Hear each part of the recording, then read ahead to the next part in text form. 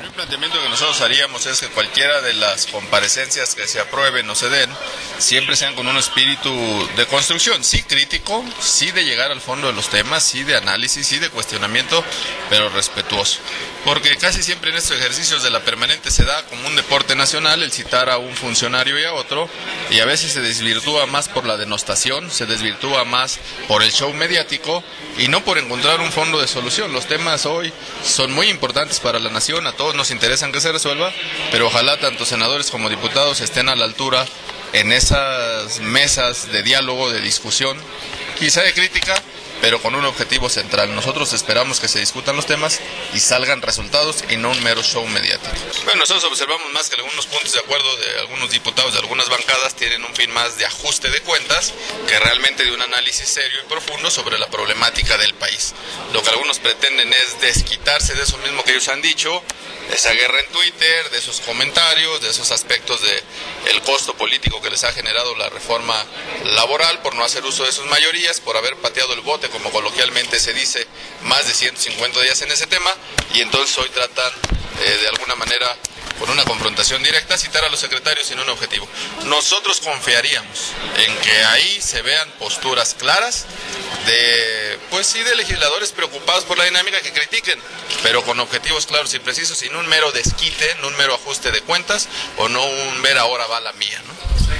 No, ya es momento de que todo funcionario que tiene una responsabilidad pública rinda cuentas de manera permanente todos los días sobre su gestión, sobre sus tomas de decisiones o sobre su actuar como funcionario responsable. Tienen que rendir cuentas los legisladores, tienen que rendir cuentas los gobernantes, tienen que rendir cuentas los secretarios de Estado, pero eso no se da en una circunstancia de ajuste de cuentas, no se da en una forma de desquite por otros temas. Si el tema es legítimo, que además lo es, porque trae una afectación muy grande a la dinámica del desarrollo económico, pues bienvenido y busquemos la manera de solucionarlos. Muchos de estos aspectos también son legislativos, pero si solo surge como un desquite, si solo surge como un ajuste de cuenta, tal pareciera, entre dos bandos opositores, nosotros no lo aceptamos. Por supuesto que todo funcionario público tiene que ser cuestionado, tiene que ser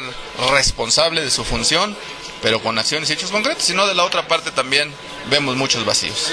Bueno, es un caso muy doloroso, están ahí los comentarios de esta señora que seguramente está afectada y como cualquier padre de familia estuviéramos afectados con un daño irreparable a un ser querido, y yo creo que lo mínimo que se tiene que hacer es exigir una investigación mucho más profunda. La determinación de la Corte es la última determinación,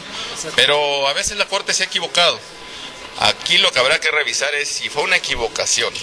de los ministros o fue una equivocación del sistema de justicia que todavía no resuelve los temas de impunidad, es decir, investigaciones que no reúnen todos los elementos, que no reúnen todos los requisitos, que dejan muchos vacíos. A este país le hace falta una reforma de fondo en el tema de justicia, porque casos como este, donde hay elementos que al parecer prueban una conducta ilícita, de pronto quedan sin resolución. Seguramente también de la parte de quien ha sido juzgada habrá una respuesta de sus abogados, pero lo único que no puede quedar es que haya impunidad. Ahí hay un hecho concreto de una violación a un menor, de una afectación a un menor muy grave, que por una resolución judicial, tenga razón o no, porque eso es un análisis jurídico distinto, ha dejado en la impunidad a ese menor y lo lamentamos mucho. Tiene que hacerse una revisión muy profunda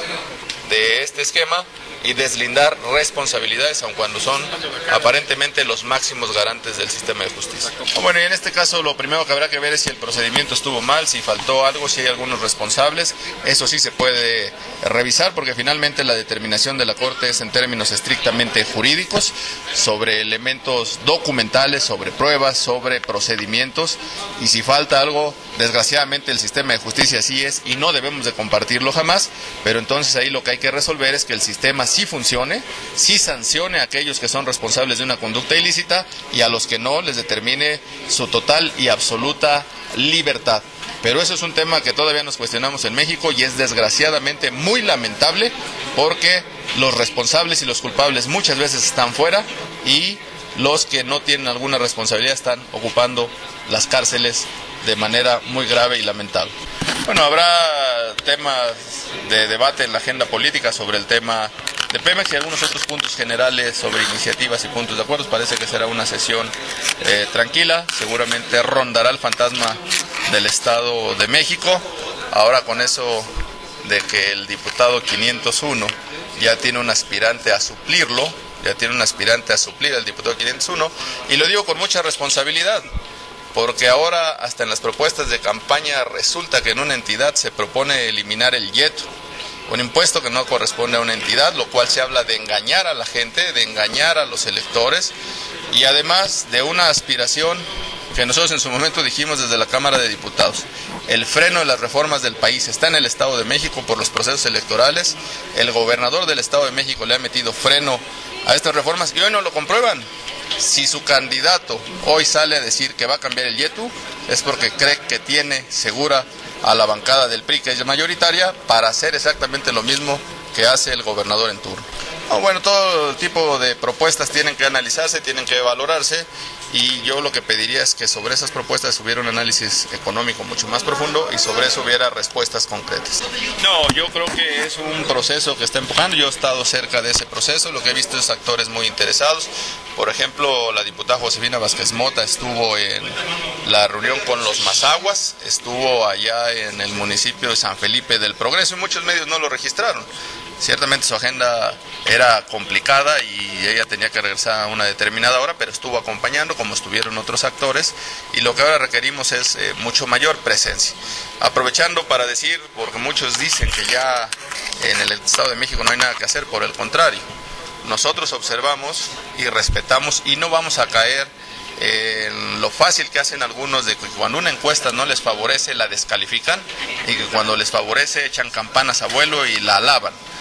Las encuestas para nosotros y para toda estadista debiesen de ser un criterio para toma de decisiones. Hoy hay algunas que en este momento reflejan una fotografía de lo que está aparentemente sucediendo, pero nosotros tenemos elementos muy claros y quizá el más reciente fue en Mérida,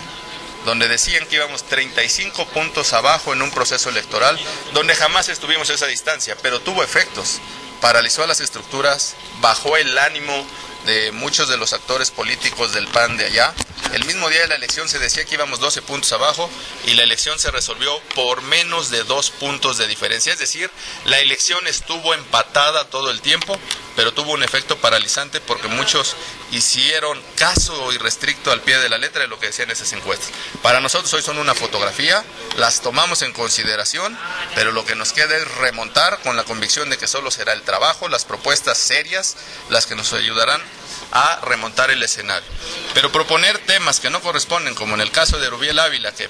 dice eliminar el YETU cuando no es facultad de él, yo creo que eso es grosero, eso es ofensivo hacia los ciudadanos. En el tema de la tendencia, pues es un mero aspecto de campaña, es un mero aspecto electoral. Erubiel fue diputado local. Erubiel fue el coordinador de los diputados del PRI en la legislatura pasada, donde yo fui diputado local, y él fue uno de los que votó en contra de la eliminación de la tenencia, y hoy mágicamente es una de sus propuestas principales. Yo les pediría que hablen con la verdad, yo les pediría que asuman su responsabilidad, y al gobernador Peña Nieto, que dice que no está metido, que saque las manos del proceso.